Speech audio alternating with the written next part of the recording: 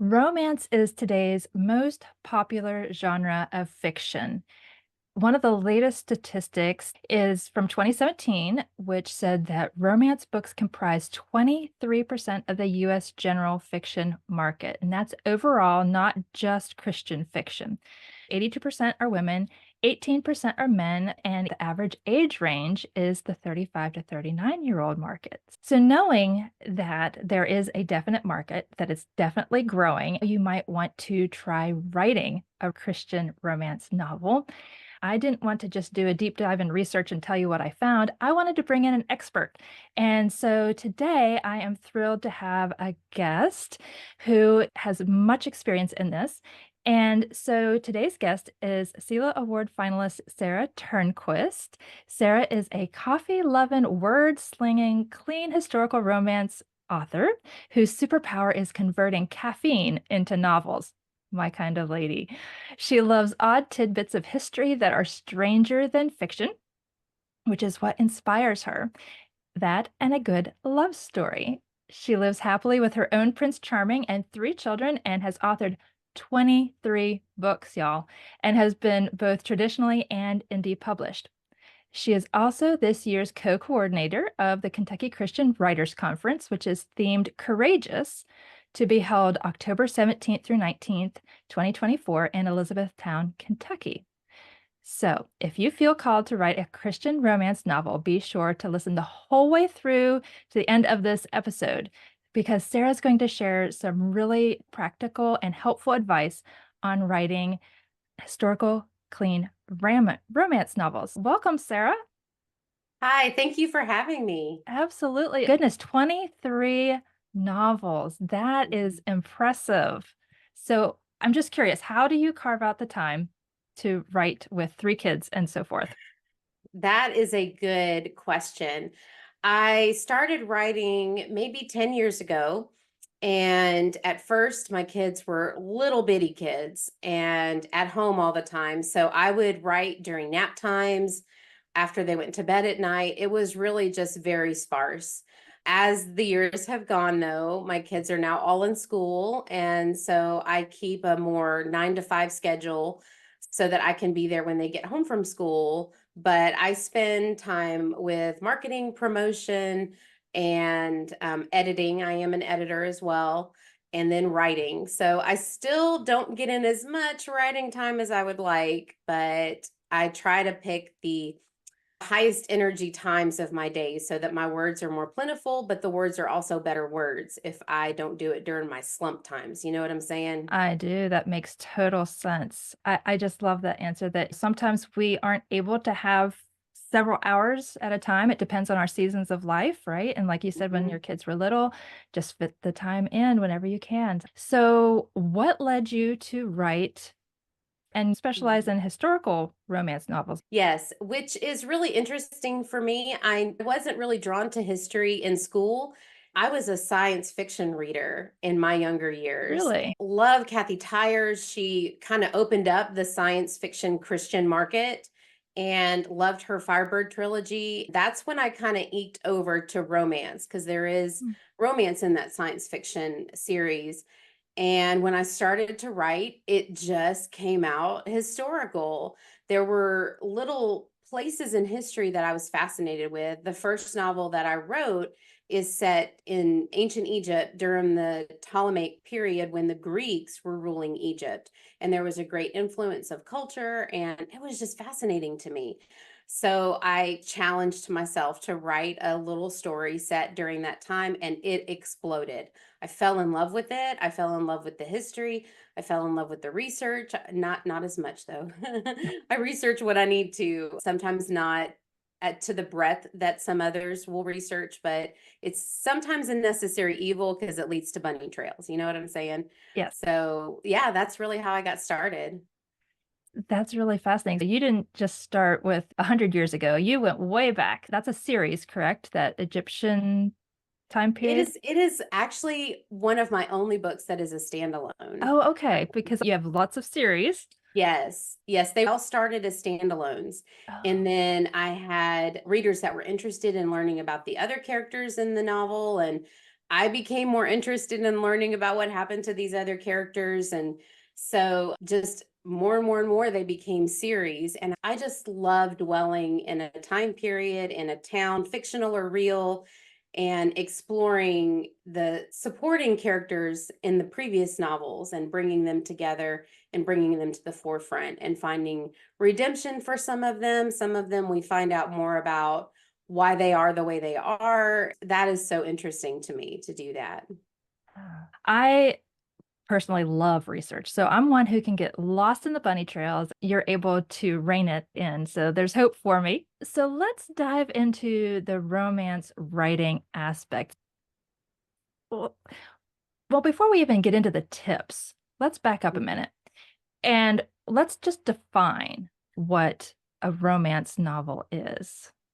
I think that is so important so that we know we're all on the same page and we know we're Yeah. talking about the same things. Yeah. Yeah. Yes. So when I think about definitions, I usually go back to Merriam-Webster, and Webster defines romance as a love story or as a genre of fiction dealing with love in an idealized way. And then the third definition is a work of fiction dealing with events remote from real life, especially one of a kind popular in the 16th and 17th centuries. So even in Webster's definition, he's referring to historical romance. Mhm. Interesting. I love those definitions. And so then, as a Christian writer, how do you weave that in as well? Is that something that you're going to share with the tips in a little bit? Well, not necessarily, but Okay. I can go ahead and speak to that. Okay. I think that a lot of it comes from the fact that I see the world through a faith lens, through a Christian lens. And so when my characters deal with things, it's just very natural for me to put myself in their position and think about times when God intervened in my life or when I had nothing to lean on but God and what that looked like and how I walked that out. Of course, all my characters come from diverse backgrounds and they're not all the same as mine. Actually, none of them, I don't think, are the same as my background. But part of being a writer is being able to imagine a life that's different than yours, feeling the emotions that are different than yours, and walking through those hard places, which we've all done that. We've all walked through hard places and seeing how God meets us where we are and how God grows us in those places. So, to answer your question, going back to the original question, I think it comes from having that worldview and just naturally pouring out of my own heart. Yeah, Mhm. that's so good. I think sometimes I'm speaking from myself as someone who's still dabbling in historical fiction novel that has yet to be published. It's easy for me to think about what the reader might be expecting and to not want to put myself in there or to Mhm. necessarily share my personal experiences. But if I understand you correctly, it's by sharing some, you don't have to go overboard, but by sharing some personal experiences, it makes the characters more relatable. Is that accurate?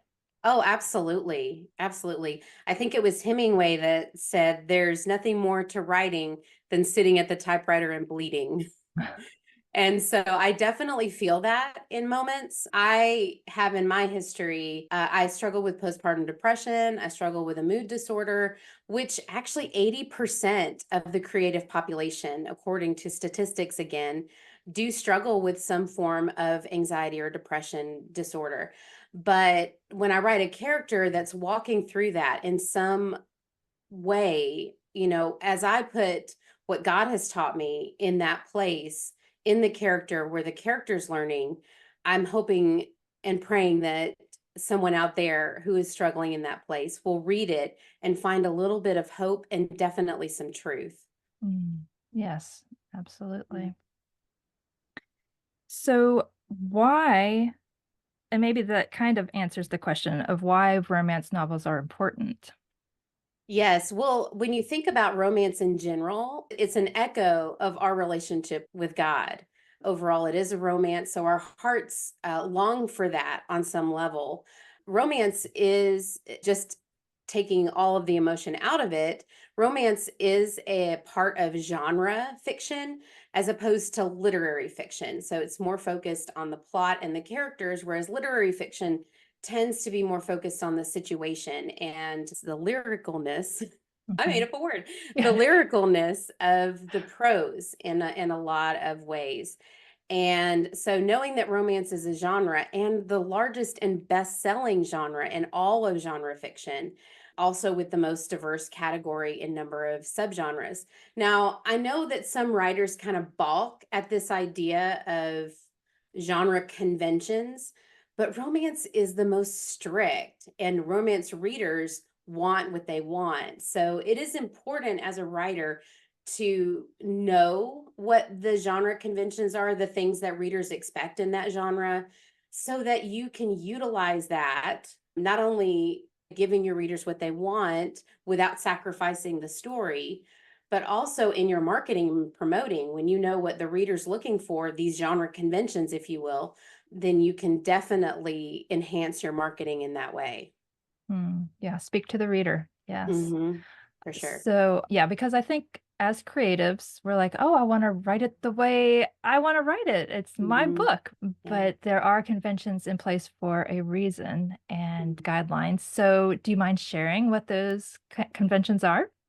Sure. Well, the conventions will be different for the different subgenres of romance, but in general, there are only two conventions to define your book as a romance book. One of them is that the love story has to be central to the story. So, for example, it's a love story that has some suspense in it.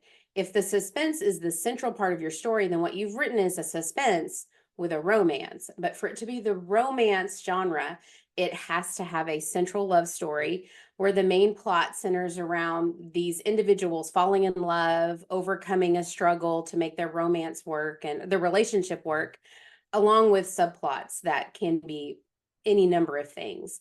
And the second thing that a romance novel has to have, and I know some of you are going to be like, psh, at me, but it has to have an emotionally satisfying and optimistic ending. What we're meaning here is the happily ever after. Romance readers want to know that they've been through this journey with these two characters and that it's been worthwhile. If you write a story that the couple is in a devastating place at the end, you have not written a romance. You've written something else that may have romance in it, but for it to be classified this way, you need a happily ever after. I think a lot of romance readers are looking for it to be what they might not have experienced in real life. They Mhm. want something going back to the dictionary definition, right? It's not necessarily reality. And that's what we want. We want Mhm. that happily ever after. We want that fairy tale ending. So that's important to know as a writer. Yeah. And I think it's important in Webster's definition, he says it's idealized Mm, life. mm, When I think about that, I think about the way that we deal with dialogue, for example, when we write fiction.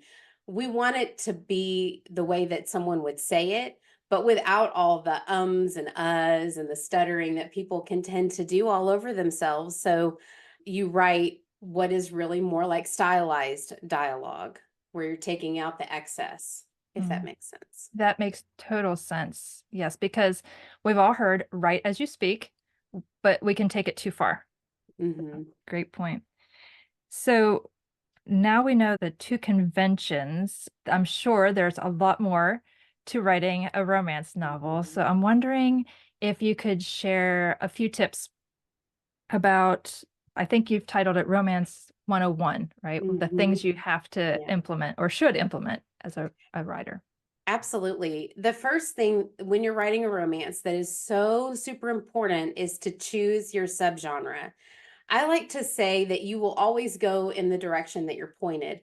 Know what kind of book you're writing, like where it would go on the Amazon or bookstore shelf. So if you choose your subgenre, for me, for example, it's historical romance.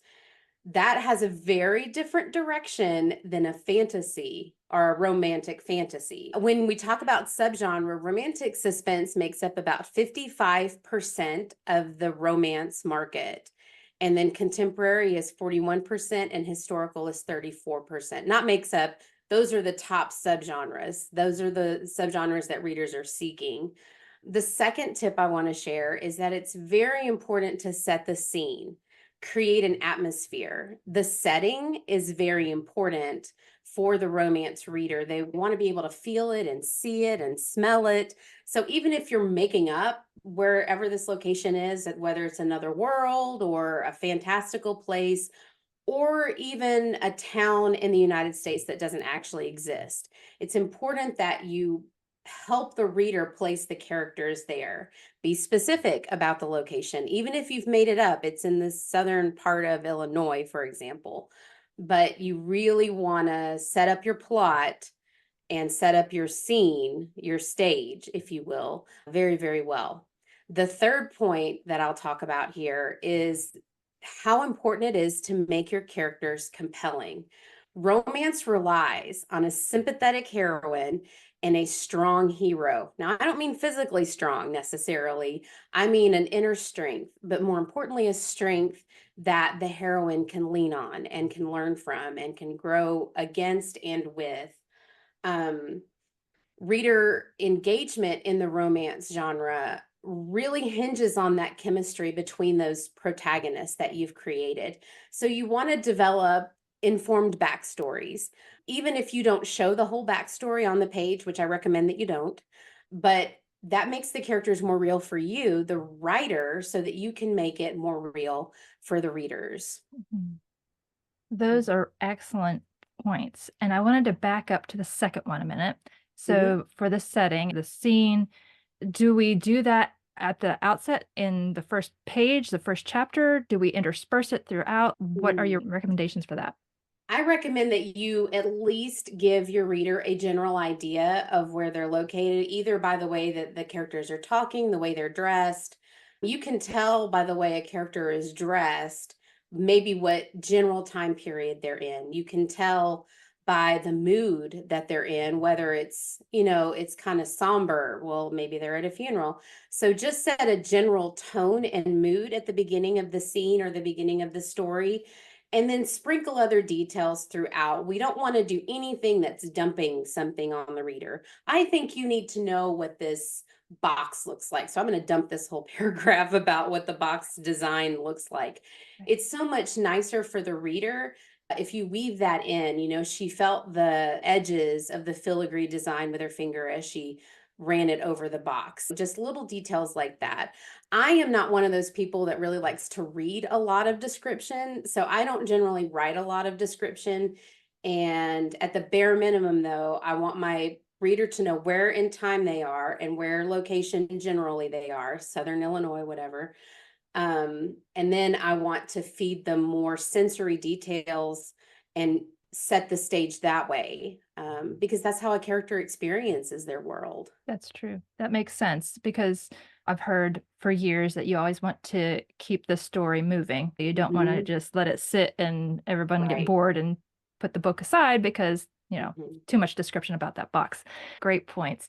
Um, so whenever you're talking about the compelling characters and especially a strong protagonist, I'm assuming that would be a natural place to also interweave the faith Mhm. aspect because I think a Yes. lot of us writers struggle with coming across as sounding preachy or sounding Mhm. forced. So, do you have any tips for that?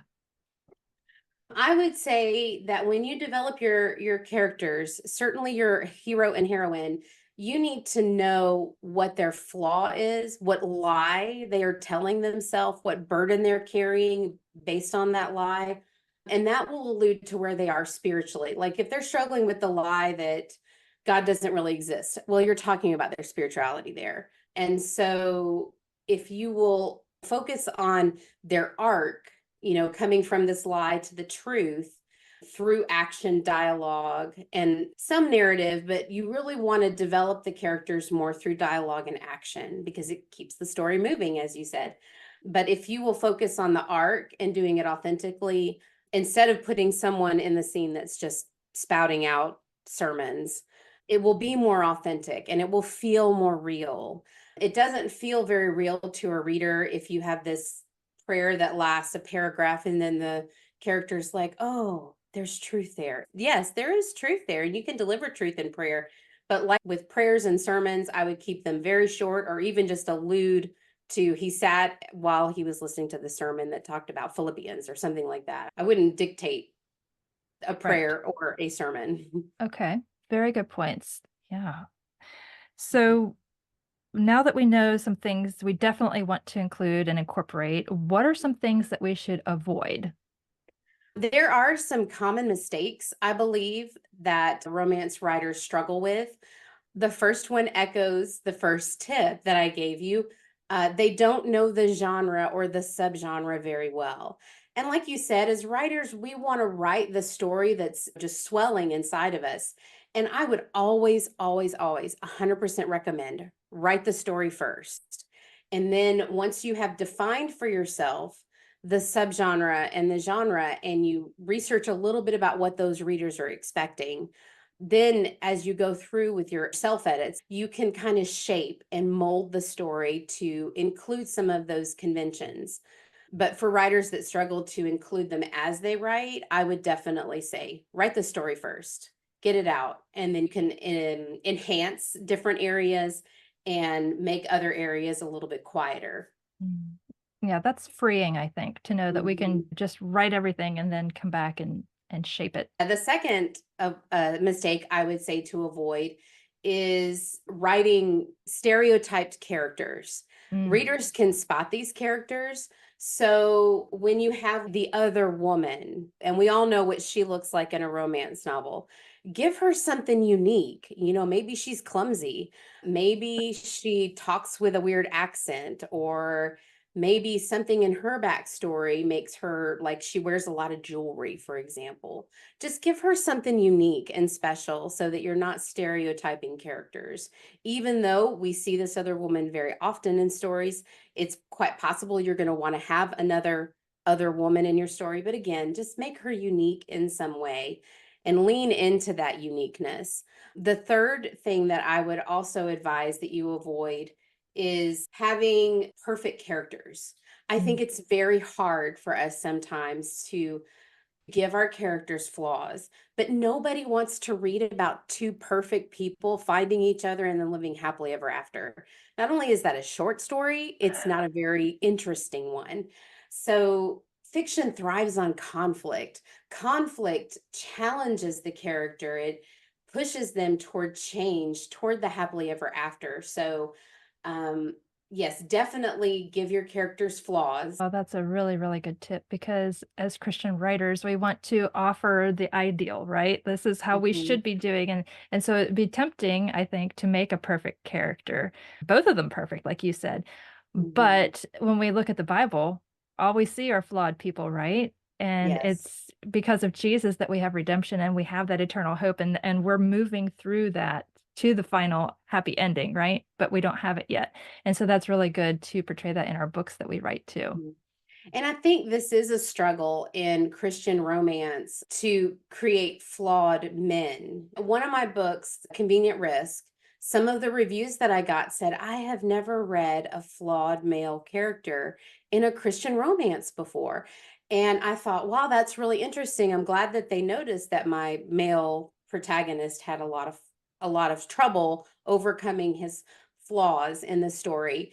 But I do think that I have read a lot of Christian romance where the hero is kind of the static character and the heroine changes based on how she's interacting with this hero's perceived perfection, if you will, and growing to become a better partner for this hero. But they both need to be flawed characters on their way to redemption because that's real life. Yes, it is. And that's interesting, though. I mean, I wonder if it's a subconscious way of us writers trying to overcome how men are portrayed on television. Like Mm, they're not very strong people, wimpy, not maybe able so. to lead well. So I wonder if that's our subconscious way of trying to make up for that. Mm, I don't know. That's just totally yeah. conjecture there. But that's good. Good that you point out that yes, we do have flaws and we Mm, can create strong characters that still have flaws. So absolutely. yeah, Absolutely. that's very, very good. Such helpful tips. Thank you so much that you've shared already. I was just curious, how have you seen God work through your writing over the Mm. years? It's been really interesting because I would sit here and say he's worked on me more than anything else. He has shown me how faithful he is. He has shown me how intentional he is, just in the fact that I'm writing at all. My background is in science, and I was headed toward something in the hospital or something like that. But just the way he has equipped me for this task that he's given me, and the way that he continues to show up in the doubts, in the struggles that I have. Am I a worthwhile writer? You know, that imposter syndrome that we all struggle with is very real. It's Yeah. very real.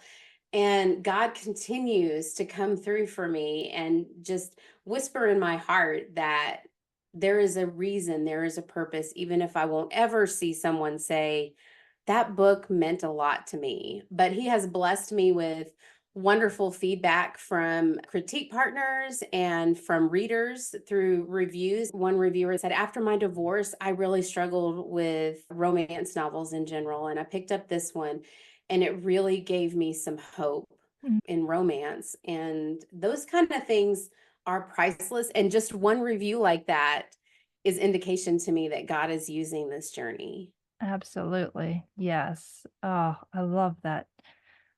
As we conclude our time together, I just wanted to make sure that you had an opportunity to share a little bit about the Kentucky Christian Writers Conference that you are helping to put together this year. So what all can people expect with that? Well, we are putting together, as you said, a great conference. Our keynote speaker is John Riddle from ilovetowriteday.com. I am just so thrilled with what God has given him to bring to the conference.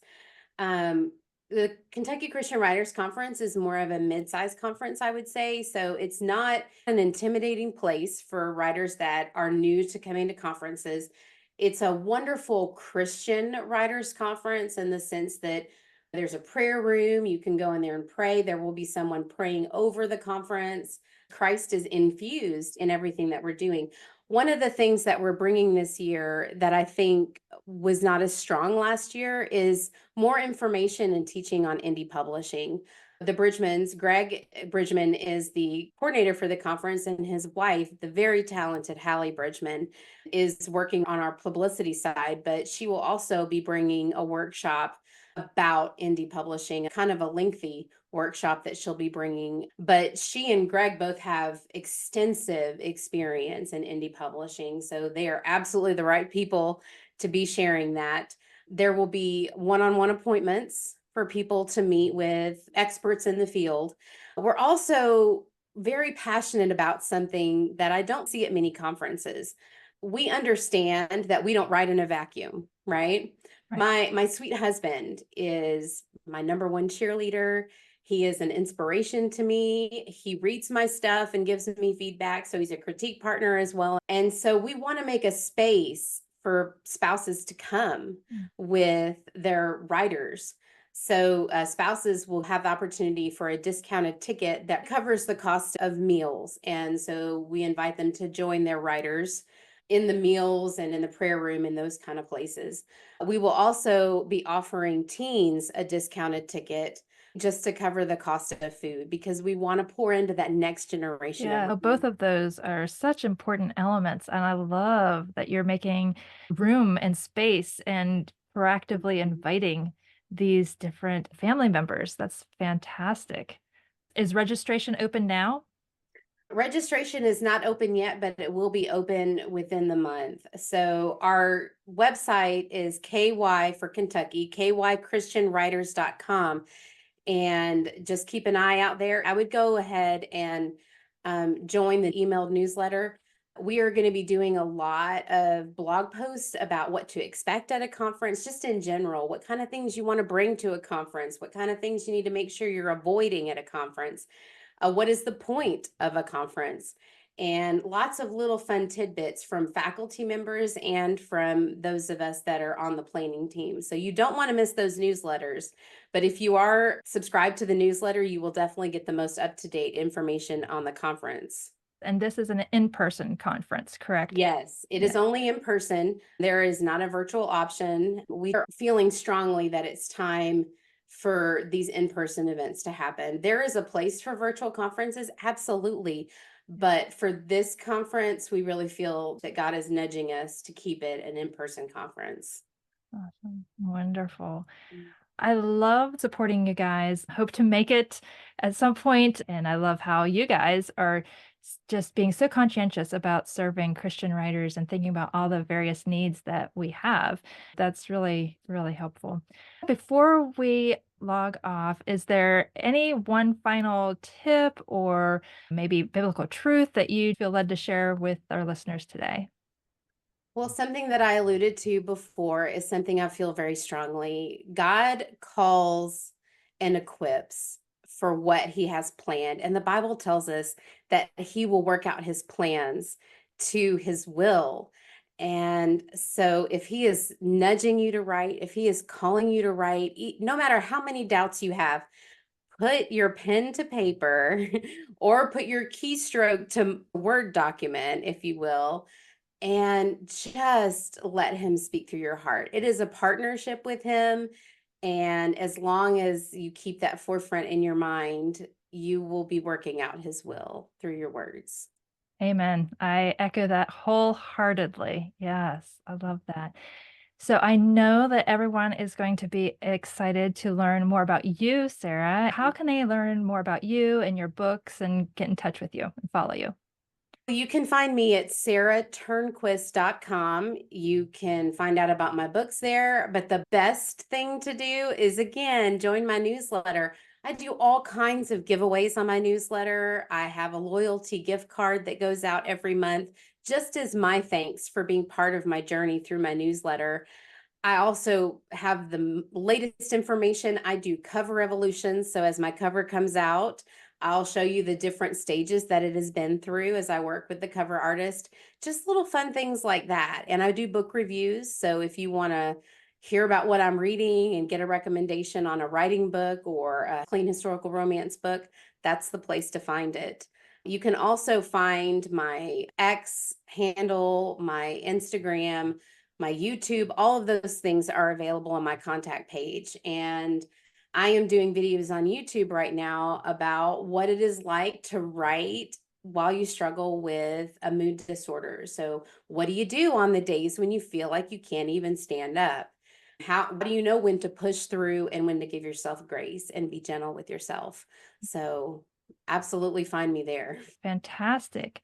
Oh, well, thank you so much for all that you've shared with us today. Yeah, absolutely. And thank you for having me on the podcast. I've enjoyed our conversation.